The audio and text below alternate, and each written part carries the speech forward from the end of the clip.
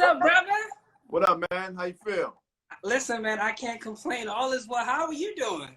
I'm all right, man. Make sure I get my book up in the shot. You know what I'm saying? I know. I can see. I have it right here, too.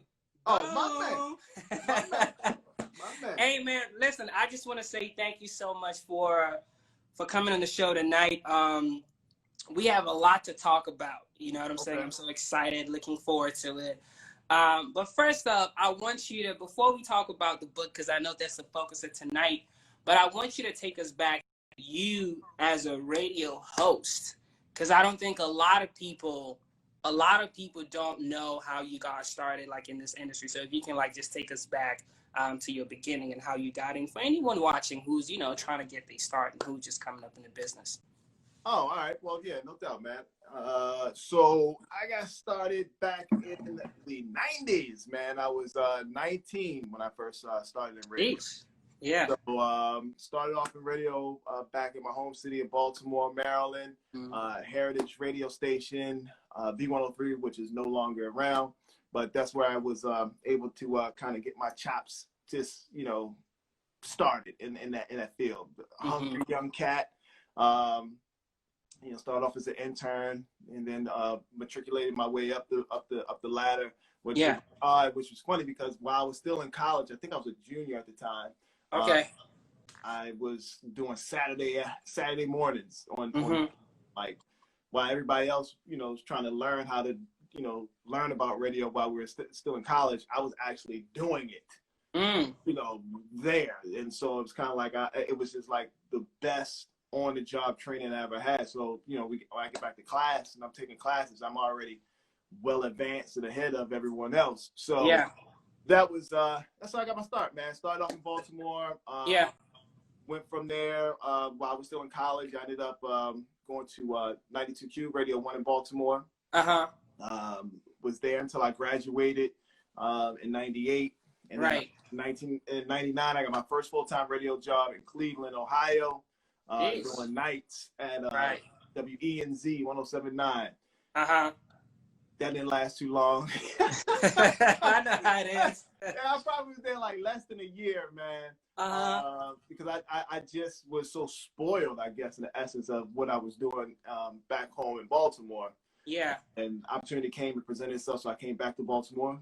Set the queue for a couple years doing a quiet storm. Well, at that what they called the Quiet Storm, that version, but it was called the Love Zone, and was there until about 2004. Then bounced and moved to Los Angeles and was in LA for several years. Then New York, and then came back to the area in about 2010, and I've been ever since. Hey, so let me ask you this: first of all, shouts out to everyone who's just checking in right now. For a lot of you guys that don't know, Stretch is a radio host currently at HER, and he's also put out a book that we're going to talk about very soon. But I wanted to ask you this because you talked about starting out like when you was in college and everything. Was that what you went to school for? Was radio what you went to school for, or like communications? Not off the jump. So I played ball my freshman year. I went to a very small school at the northern tip of Maine called the University of Maine at Fort Kent. Ball, don't nobody know about it, man. But I went there, played ball my freshman year, and then transferred. Yeah. Initially, which is it's funny because my initial major was supposed to be computer science. So I wanted when you said it was supposed to be, so it's supposed to be. I started off as a computer science major, man, because I wanted to be an analyst. I wanted to be a programmer. I was like, I'm gonna make crazy coins when I get out. But then when I realized as I was starting to take the classes, I was like, this is super boring. I need to be entertaining, doing something, right? That's just my demeanor. But the crazy thing was after basketball season was over with, my advisor at that time, she said, well, hey, we have an on-campus radio station. I think it would be great if you did some work with it. And I was like, all right. I was like, I always loved music, and I always loved, actually, always had a very fond relationship with radio growing up and just listening, and always was like enamored with the folks I heard on the other end of the Yeah. speaker, like, damn, man, how did they know all this? And what, what's all that? So it kind of always sparked my interest. And so when I had the opportunity to do it while I was in college, I was like, okay, now we're working with something. So when I left there and transferred, that's when I changed my major to mass communications with a concentration in radio production. Now let me ask you this, because a lot of people talk about, everybody probably did radio at some point in time, right? So in school. Right. But I was just talking to a friend of mine who actually did radio, and she came in the game, and we were talking about how her path was really unconventional. You know what I'm saying? That coming out of school, being this young, and being a producer, like a top 10 market in the industry, like it's not something you hear of every day. So I wanted to ask you, like, your path and your process, what were some of the challenges that you faced? And if you were talking to somebody right now, straight out of college, or who's just trying to figure out how to get in this game, how to come in this industry, what would you say to them, like words of wisdom to kind of help them along the way?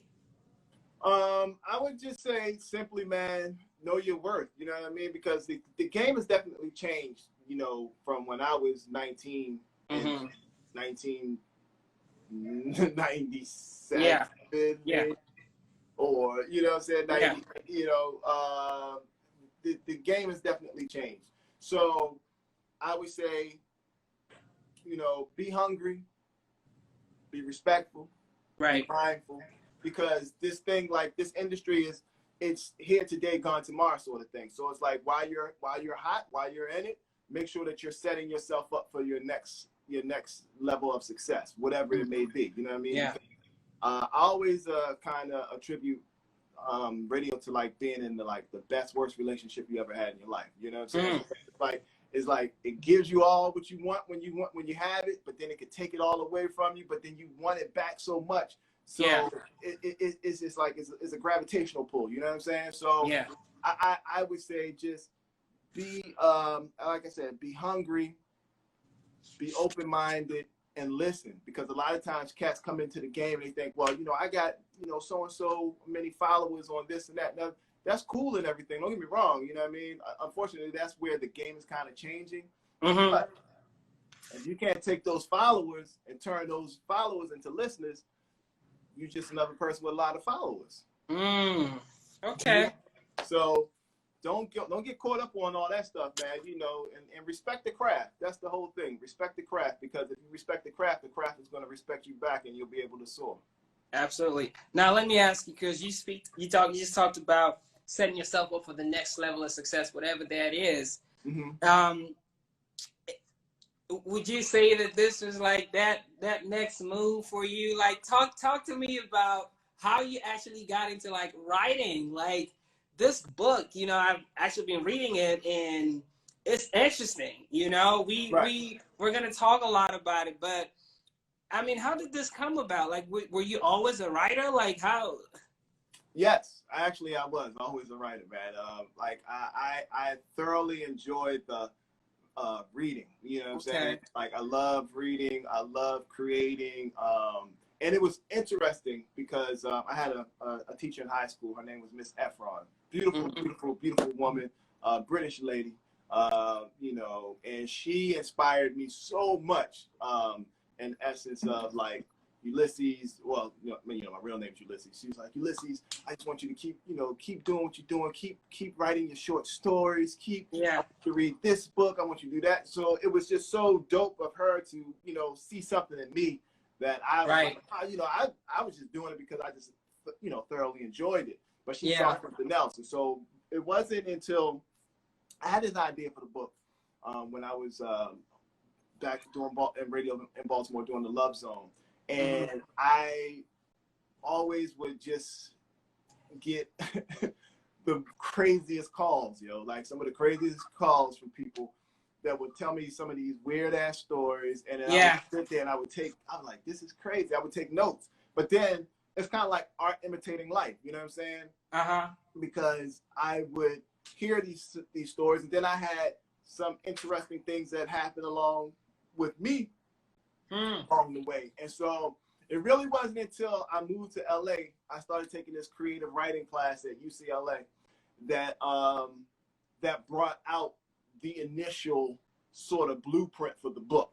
So I would work on these different writing assignments, and what I was actually doing was just taking bits and pieces of the story that some made it to the book, some didn't.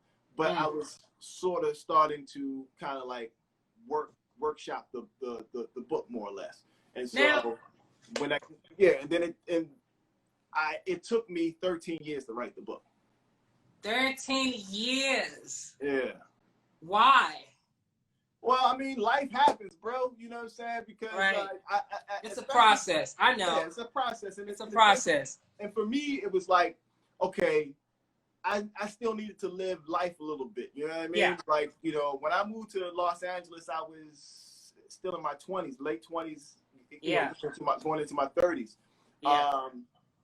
And I still was like all over the place. You know what I mean? Trying to figure things out. But as life continues to go on, you have that start-stop mentality, you know, get complacent and all that stuff like that. So it wasn't until, you know, maybe like the end of towards last year, maybe about 2 years ago, that I really kind of got serious. Like, I got to make this happen. Writing it's a process. It's hard. You know, it's hard. You have to really love it. You know, especially if you're writing from a fictional standpoint. For me, yeah, you know, because you know you're creating these characters, and I fell in love with these characters because, you know, everybody's always when they read the book, they're like, oh man, you know, that's you. I'm like, no, it's not. Like, you know. Speaking of that's you, y'all. I want to talk about this. I'm gonna jump right into it. Listen, I'm excited. First of all, like, you know, this is great. You know, so congrats on this. I like seeing people doing well and making moves. But we want to talk about the fact that part of this book was actually based on your life, right? Because part of it, not all of it, the main character, and I was reading it, I was like, oh my goodness, this dude is just crazy. So I want you to talk about that. Talk about, you know, because I for those of you who don't know, I don't know, you're probably on episode 5 or 6 of our new series, Love, Losses, and Lessons. And you talked a lot. It's a lot of things that you said in that episode that I really would want to share with the people as we move forward. But one of the things that you were talking about is you had said how, you know, your love life really was part of the inspiration for this project. And I want you to talk about some of those things that, you know, happened and that you took from your life going into this project and that you would want to share with people. Yeah, I think the main thing for me was when I created the character of Mason, Blake Jr. Like request, pick it up. More so, Mason is a very complex individual. I think when you read the book, you're going to be like, oh man, this dude's mad cool. You know, he's hosting a radio show. Like he's beloved by all his listeners and his co-workers. He's doing great stuff in the community, but he's an asshole. You know what I'm saying? Because he's an asshole, not because he chooses to be an asshole. He's an asshole because that's the cards that were dealt to him. You know what I mean? Right.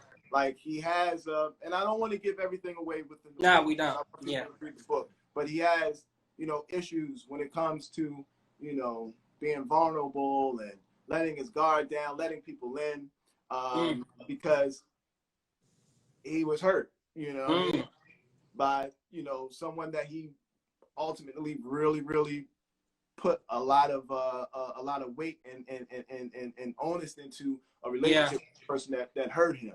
So I kind of took, so what I did, I took, you know, bits and pieces of me and bits and pieces of other people that I've known, you know what I mean? And just by listening to their conversations and created these characters, you know what I'm saying? So like the where people are always going to draw the comparison, of course, is Mason, because they be like, oh, Stretch, you hosted a slow jam show, love relationship show in Baltimore.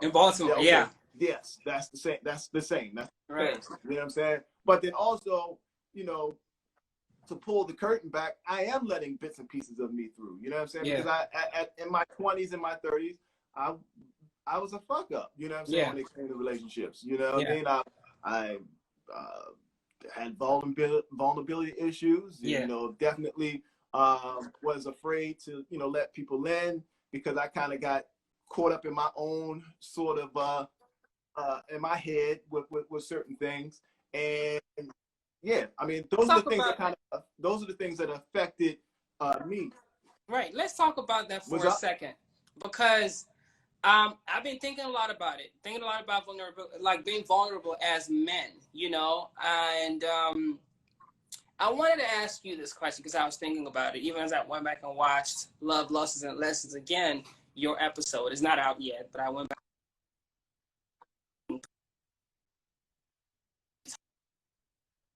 Challenge of being vulnerable. I wanted to ask because of how we are. Is it because of how we're raised? Is it because of how we're conditioned in society? Or do you think that it's something that's just programmed into our DNA that causes us as men to have an issue with being vulnerable? Or is it because of what, you know, the way the society conditions us, how people look at vulnerability? What do you think is a problem, the issue that we have as men with being vulnerable? I think I think it's a lot of those things kind of all put together. It's funny that you mentioned that because I saw this meme the other day that someone had posted where they showed a mom about to whip her son, right? And she says, you know, be quiet, I'll give you something to cry about, you know, whoop, whoop, de whoop. And then they show the kid much older and he's shut off and his girl's like, you know, why can't you just, you know, show me some vulnerability? Why can't we have a conversation? Why, you know what I mean? So it's like, wow. So I think it's a little bit of all those things. Yes, I think it's generational in the sense of because, you know, we go back to, you know, our days and our ancestors as slaves, you know, the mentality that they had to have to hold back their vulnerability, their expression, those things. So I think there's a lot of that stuff is ingrained in us. But I think for the most part, especially for men, I think we find it sometimes hard and difficult to be vulnerable because it's deemed as being soft or, you know, men aren't supposed to do this, men aren't supposed to do that. But at the end of the day, you know, I think it's very important for us to show our emotions because you can't bottle that stuff up because eventually you keep bottling that stuff up. It's going to get to a tipping point.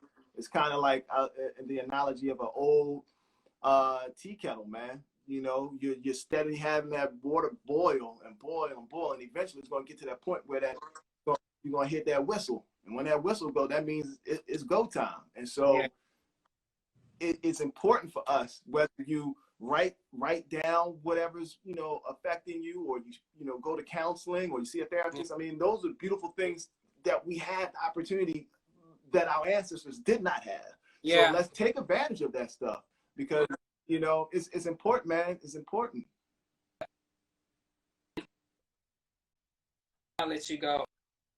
I want you to right now who out should I get this book? Why should they get this book? What do you to look forward to in this project?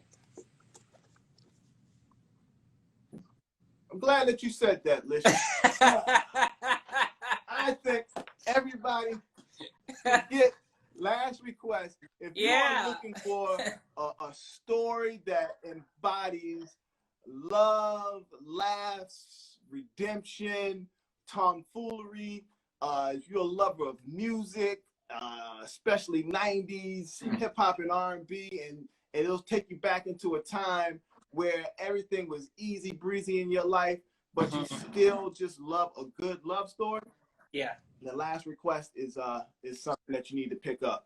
I would thoroughly appreciate it. It is the holiday season, so you can pick it up right now. Support black businesses, black writers too. Yes, indeed. So, and, guys, it's probably been like project, man. It's the hardest. Yeah. Oh, I'm sorry. Go ahead, man. No, you good. You good. No, I was going to say, I think this is probably out of the many things that I've attained in my entire life thus far, this is probably the hardest thing I've ever done. Because, again, it is so easy to, you know, reach my folks that listen to me on the radio throughout the years or who have followed me, whatever the case may be. But the audience and the community for readers is something totally different. And so I'm learning along the way, especially being self-published. I am a self-published author. This is my very first book. It is very tedious. It's a lot of learning lessons, but I am enjoying the ride because I'm looking forward to start working on my second book in the beginning of the new year. So be on the lookout for that. That'll be dropping in 2021. But yeah, but right now, we last request. Last request. I got a last request. What up? There you go. See what I did there? I see that. I want you, because I think I asked you this when you were in the Love, Losses, and Lessons series. If you were to talk to your younger self about love, dating, relationships, and women, give me about maybe top 3 things that you would say to your younger self about love, dating, women, relationship. I think on the show, I said one of the main things I said was to, allow yourself to be vulnerable. Right. No need for to put up a shield to protect your heart. Be willing to fail. I think a lot of times we jump into things thinking everything's got to be, peaches and cream, and it's never that case. You got to be willing to fail, because when you fail, you're able to learn lessons and come back and be able to be 10 times better. And I think the third thing I would tell my younger self is to shut up and listen. Basically, I think that's a lesson that we can use not only when it comes to matters of the heart, but just in life in general. We're always so quick to want to just listen to respond, but it's a difference between listening to respond rather than listening to hear. And so those are the 3 things I would tell my younger self. I could go back and find me a hot tub machine, man, and go back in time. I can go back to 24, man. If I was like 24, me. You live and you learn. That's what it's supposed to be, right? It's all about growth. Right? Yeah, that's true, man. Growth is key. It is key. But yeah, man, those are the 3 things I would tell my younger self. And sometimes it's good to meditate on that and talk to your younger self, because that just because we grow older, the mindset and the things that we attained and that we held on held on to from our youth still make us who we are today. So there's still a 21-year-old me hidden in here. So he needs to be talked to at times. Talk to me about what you got going on right now, because we know that you're on the radio. Like, when can we listen? What time and where?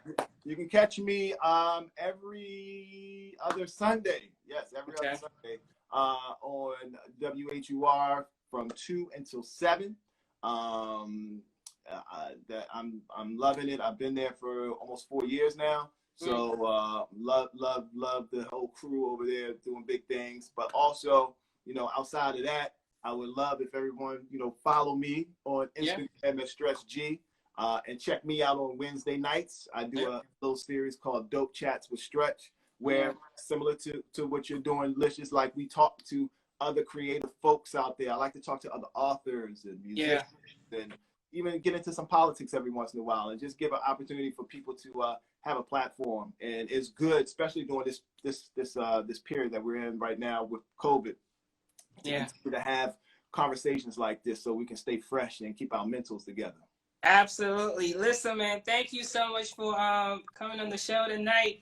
And guys, listen, it's a good book. Get it. Last request is you can get it anywhere books are sold. Actually, you can buy it. Read it. Talk about it. Like, tag him and tell us what you enjoyed about the project, who your favorite characters are, that sort of thing. And like I said, let's support like Black writers and who are really out here, because we want more people to read. Reading Reading is fundamental, and we want more people to read. No, but really, thank you so much. And guys, you're also going to catch Stretch on, I'm not sure what episode it is, but on one of the episodes of Love, Losses, and Lessons, he's going to be on it. But of course, you guys follow me on social media, so you would hear all about it and see it when we post. But that's definitely an episode that you wanna watch, because he talked about a lot of things that we couldn't share on this platform tonight. because we can't do everything, you know. So we want you to have something to look forward to. So thank you so much for coming on the show tonight. Thank you guys for tuning in. And as always, we're going to put this together again and post it on all our platforms. And so if you missed it, you can watch it, you can share it, you can comment. And I want us to keep this conversation about men and vulnerability going, because I feel like there's a lot of things we're dealing with as it relates to men in the Black community. And I want us to keep that conversation of healing and being able to open up, and because I think it's killing our relationships, and that's an important thing. So I want us to keep that conversation going. Once again, man, thank you so much for coming on the show tonight. I appreciate you, Lysious. All right, take it easy, brother. My man.